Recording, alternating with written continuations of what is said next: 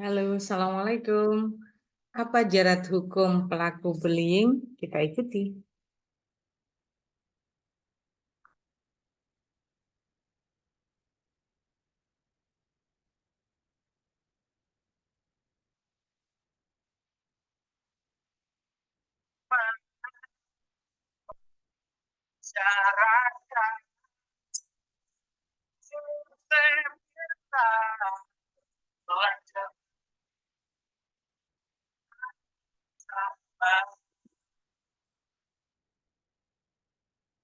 Assalamualaikum warahmatullahi wabarakatuh.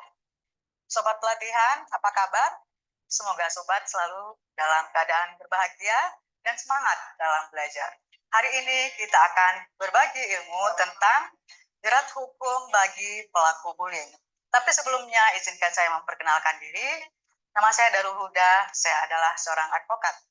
Senang sekali kita bisa berbagi informasi tentang bullying dari persepsi hukum. Kita tahu negara Indonesia adalah negara hukum. Hal ini tertuang dalam Undang-Undang Dasar Negara Republik Indonesia tahun 1945, pasal 1 ayat 3 amandemen keempat yang berbunyi, negara Indonesia adalah negara hukum. Hal ini bermakna bahwa kita sebagai warga negara wajib melaksanakan semua peraturan hukum yang berlaku di Indonesia. Di sisi lain, negara juga wajib hadir untuk memenuhi hak-hak warga negara Indonesia. Dan tidak kalah penting, secara horizontal hubungan kita dengan sesama warga negara harus saling menghormati hak dan kewajiban masing-masing. Karena hak kita berbatasan dengan hak saudara kita, hak tetangga kita, hak teman kita, hak bawahan kita, hak sesama warga negara yang lain. Jika kita menyadari ini semua, maka ketertiban dan keadilan akan terwujud dalam tatanan kehidupan kita dalam masyarakat. Selanjutnya kita harus memahami dulu, apa itu hukum. Menurut HMN Purwosucipto, hukum adalah keseluruhan norma yang oleh penguasa negara atau penguasa masyarakat yang berwenang menetapkan hukum, dinyatakan atau dianggap sebagai peraturan yang mengikat bagi sebagian atau seluruh anggota masyarakat dengan tujuan untuk mengadakan suatu tata yang dikehendaki oleh penguasa tersebut. Selanjutnya, kita perlu tahu apa tujuan hukum. Mengapa kita perlu hukum dalam kehidupan kita bermasyarakat dan bernegara. Menurut Purnadi Purbacaraka dan Suryono Sukanto, tujuan hukum adalah untuk mencapai kedamaian hidup antar pribadi dan juga untuk mencapai keadilan. Kita akan masuk dalam pembahasan utama kita hari ini, yaitu bullying. Bullying bukan bahasa Indonesia. Bullying berasal dari bahasa Inggris dari kata bully. Dalam kamus Oxford, bully diterjemahkan sebagai person who uses his strength or power to frighten or hurt those who are weaker. Artinya, orang yang menggunakan kekuatan atau kekuasaannya untuk menakuti atau menyakiti orang lain yang lebih lemah. Penambahan akhiran in pada kata itu membuat dia menjadi kata benda, yakni perbuatan menggunakan kekuatan atau kekuasaan untuk menakuti atau menyakiti orang yang lebih lemah. Bagaimana kasus bullying di Indonesia? Selama tahun 2003, kasus bullying sangat tinggi. Dari data Komisi Perlindungan Anak Indonesia, tercatat sebanyak 2.355 pelanggaran terhadap perlindungan anak yang masuk dalam laporan KPAI 3 Agustus 2023. Dari laporan yang masuk, 87 kasus merupakan kasus bullying, sedangkan 27 kasus adalah kasus anak sebagai korban pembunuhan fasilitas pendidikan, sedangkan 24 kasus adalah kasus anak sebagai korban kebijakan pendidikan, sedangkan 236 kasus anak sebagai korban kekerasan fisik dan atau psikis. Selanjutnya, sebanyak 487 kasus adalah kasus anak sebagai korban seksual. Dan masih banyak kasus lain yang tidak terlaporkan ke KPAI. Untuk ancaman pidana bagi pelaku bullying itu terdapat di berbagai peraturan perundang-undangan dan juga KUHP atau Kitab Undang-Undang Hukum Pidana. Ancaman pidana bagi pelaku bullying. Dalam KUHP, pelaku bullying bisa dikenakan pidana penganiayaan. Pidana penganiayaan dalam KUHP bisa berbentuk penganiayaan ringan, penganiayaan biasa, dan penganiayaan berencana. Dalam pasal 351 KUHP, ayat 1 disebutkan, penganiayaan diancam dengan pidana penjara paling lama 2 tahun 8 bulan atau denda sebanyak-banyaknya Rp4.500. Hal ini masuk dalam kategori penganiayaan biasa. Jika kita melihat ancaman pidana ini sangatlah rendah, ada peluang seseorang mungkin menurut kita akan divonis oleh hakim dengan denda sebesar Rp4.500. Tapi dalam praktis hukum tidak demikian. Hakim tidak mungkin memvonis pelaku penganiayaan dengan denda Rp4.500. Yang lebih memungkinkan, hakim adalah mengambil opsi memvonis pelaku penganiayaan dengan penjara paling lama 2 tahun 8 bulan. Hal ini dilakukan adalah untuk menimbulkan efek jera terhadap pelaku penganiayaan. Jadi jangan salah sangka dengan undang-undang yang dalam praktis itu tidak biasanya seperti yang kita bayangkan. Akan ada hal-hal yang berbeda ketika hukum itu dipraktekkan dalam ruang peradilan.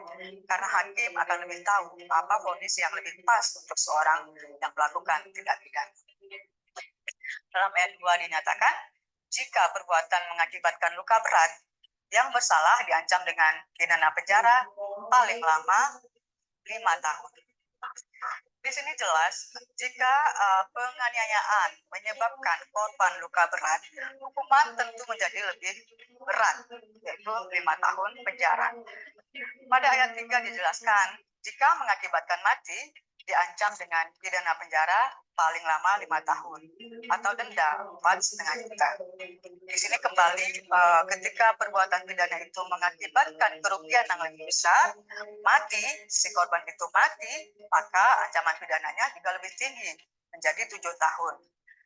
Di sini juga karena ini adalah penganiayaan biasa, si pelaku tidak berniat dan tidak berencana. Dengan dia melakukan penganiayaan tadi akan menyebabkan korbannya mati. Jadi di sini dia tidak bermaksud melakukan itu untuk menyebabkan korbannya mati sehingga hukumannya tidak begitu tinggi. Akan berbeda jika dia memang berencana dan berniat ingin membuat korbannya menjadi mati. Pada pasal 352 KUHP, ini adalah tentang penganiayaan ringan. Pada ayat 1 disebutkan bahwa penganiayaan yang tidak mengakibatkan sakit atau halangan untuk melakukan pekerjaan, jabatan, atau pencarian diancam sebagai penganiayaan ringan dengan pidana penjara paling lama 3 bulan atau denda paling banyak Rp4.500. Hal ini maksudnya adalah korban yang menjadi objek penganiayaan tadi tetap bisa melakukan aktivitasnya bekerja, tetap bisa mendapatkan pencarian, tetap tidak kehilangan pekerjaan atau jabatannya. Sehingga ancaman untuk penganiayaan ringan ini tidaklah begitu tinggi. Hanya penjara paling lama 3 bulan atau denda paling banyak Rp4.500. Pelaku bullying juga bisa dikenakan ancaman pidana dari pasal 353 KUHP. Ini adalah penganiayaan berencana. Dalam ayat 1 disebutkan, penganiayaan yang berencana diancam dengan penjara paling lama 4 tahun. Ini maksudnya adalah seorang pelaku penganiayaan benar-benar melakukan rencana ketika dia hendak melakukan penganiayaan, bukan sesuatu yang dilakukan tanpa niat. Pada ayat 2 disebutkan, jika mengakibatkan luka-luka berat, pelaku dipidana penjara paling lama 7 tahun. Hal ini jelas lebih tinggi daripada ancaman yang dikenakan kepada pelaku yang dijelaskan pada ayat 1. Karena pada ayat 2, si korban mengalami luka-luka berat akibat perbuatannya tersebut yang direncanakan sebelumnya. Selanjutnya pada ayat 3 dijelaskan, jika mengakibatkan kematian, dipenjara paling lama 9 tahun. Jelas, ketika akibat yang dialami oleh si korban lebih parah bahkan menyebabkan kematian, maka ancaman hukumannya menjadi lebih tinggi, yaitu 9 tahun. Sobat pelatihan, itu tadi kita sudah sampaikan ancaman pidana pada KUHP terhadap penganiayaan berencana. Berikutnya kita akan masuk pada penganiayaan berat yang diatur dalam KUHP, yakni pasal 354, yang juga bisa menjerat pelaku bullying. Disebutkan pada pasal 354 KUHP, ayat 1, penganiayaan berat diancam dengan penjara paling lama 8 tahun. Kemudian pada ayat 2 disebutkan, jika mengakibatkan mati, dipidana penjara paling lama 10 tahun. Artinya, semakin berat akibat yang dialami oleh korban, maka ancaman pidananya menjadi lebih tinggi. Apalagi ketika korban mati, maka ancaman lebih tinggi menjadi 10 tahun. Selanjutnya kita akan masuk pada pasal 355 KUHP tentang penganiayaan berat yang dilakukan dengan berencana. Pada ayat 1 disebutkan, penganiayaan berat yang dilakukan secara berencana dihukum penjara paling lama 12 tahun. Di sini pelaku melakukan perbuatan pidananya, melakukan penganiayaan dengan berencana terlebih dahulu, bukan sesuatu yang dia lakukan secara tiba-tiba. Itu sebabnya maka ancaman pidananya menjadi lebih tinggi pada penganiayaan berat yang berencana ini. Pada ayat 2 dijelaskan, jika mengakibatkan mati, dipidana penjara paling lama 15 tahun. Jadi, jika korban penganiayaan meninggal, mati akibat perbuatan penganiayaan yang dilakukan oleh pelaku bullying tadi, maka dia akan diancam pidana paling lama 15 tahun. Selanjutnya, pada pasal 358 KUHP, ini adalah ancaman pidana bagi pelaku pidana tawuran. Hal ini sangat sering terjadi di kalangan pelajar, terutama di sekolah yang mayoritas pelajarnya laki-laki. Diatur dalam pasal 358 KUHP bahwa barang siapa dengan sengaja turut serta dalam penyerangan atau perkelahian yang dilakukan oleh beberapa orang dipidana 1E, penjara selama-lamanya 2 tahun 8 bulan jika penyerangan atau perkelahian itu hanya berakibat ada orang yang luka berat. Sedangkan pada 2E, penjara selama-lamanya 4 tahun jika penyerangan itu berakibat ada orang mati. Sahabat pelatihan, bisa kita lihat di sini ketika tawuran itu mengakibatkan ada orang yang luka berat, maka ancaman pidananya maksimal 2 tahun 8 bulan penjara. Tetapi jika tawuran menyebabkan korban meninggal atau mati, maka ancaman pidananya menjadi maksimal 4 tahun. Sahabat pelatihan, kita akan masuk pada cyberbullying.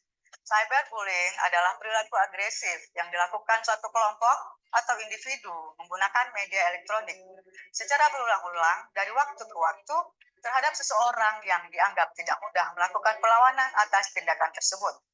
Jadi terdapat perbedaan kekuasaan antara pelaku dan korban. Perbedaan kekuatan dalam hal ini merujuk pada sebuah persepsi kapasitas fisik dan mental. Sobat pelatihan, bullying bisa mempunyai berbagai bentuk dan sarana. Sebagian kita mungkin sering menggunakan sarana cyber untuk melakukan bullying atau media elektronik yang kita sebut dengan dunia maya. Sobat pelatihan, jika kita melakukan bullying di dunia maya atau cyberbullying, itu tidak terlepas dari jerat hukum. Kita memiliki Undang-Undang Nomor 19 Tahun 2016 tentang perubahan atas Undang-Undang Nomor 11 Tahun 2008 tentang informasi dan transaksi elektronik yang kita kenal dengan Undang-Undang ITE yang mengatur bagaimana kita harus menggunakan media sosial dengan sangat baik, menggunakan media elektronik dengan cara yang benar.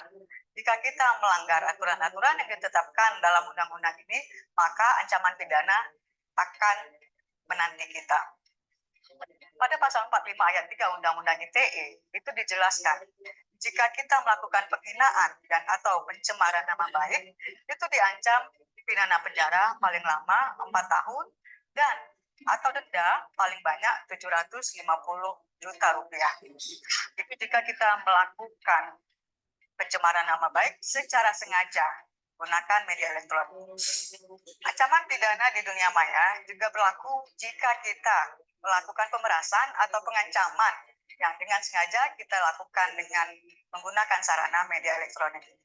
Ancaman bagi kita atau siapapun yang melakukan pemerasan atau pengancaman dengan sengaja adalah dipidana penjara paling lama 6 tahun dan atau denda paling banyak 1 miliar rupiah. Sobat pelatihan, ada baiknya jika kita bijak menggunakan media sosial dan jari kita agar kita terlepas dari jerat hukum dan tidak menimbulkan kerugian bagi orang lain. Sobat pelatihan, pelaku bullying juga bisa diancam pidana dengan Undang-Undang Nomor 35 Tahun 2014 tentang perubahan Undang-Undang Nomor 23 Tahun 2002 tentang perlindungan anak. Ancaman pidana bagi pelaku bullying dalam Undang-Undang Perlindungan Anak diatur dalam pasal 81.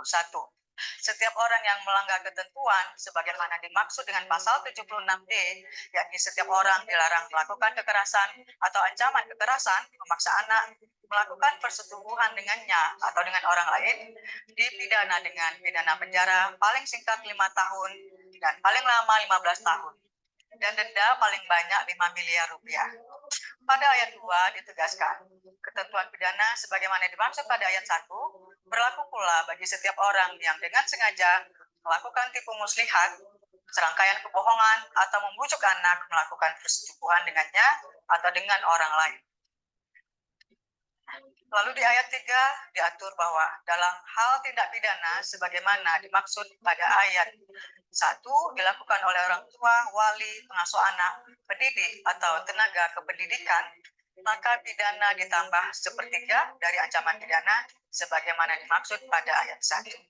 Selanjutnya, pasal 82 dalam ayat 1 disebutkan, setiap orang yang melanggar ketentuan sebagaimana dimaksud dalam pasal 76E, yakni melakukan kekerasan atau ancaman kekerasan, memaksa, melakukan tipu muslihat, melakukan serangkaian kebohongan atau membujuk anak untuk melakukan atau membiarkan dilakukan perbuatan cabul, dipidana dengan pidana penjara paling singkat 5 tahun dan paling lama 15 tahun, dan denda paling banyak 5 miliar rupiah. Sedangkan pada ayat 2 dijelaskan bahwa dalam hal tindak pidana sebagaimana dimaksud pada ayat 1 dilakukan oleh orang tua, wali, pengasuh anak, pendidik, atau tenaga kependidikan, maka pidananya ditambah sepertiga dari ancaman pidana sebagaimana dimaksud pada ayat 1. Maka para orang tua, para pendidik, para guru, sebaiknya kita lebih mawas diri karena jika kita yang melakukan perbuatan pidana dalam Undang-Undang Perlindungan Anak, maka ancaman pidananya ditambah sepertiga dari yang seharusnya. Demikian materi yang bisa kita sampaikan pada hari ini. Semoga kita selalu semangat. Sampai bertemu. Terima kasih. Wassalamualaikum warahmatullahi wabarakatuh.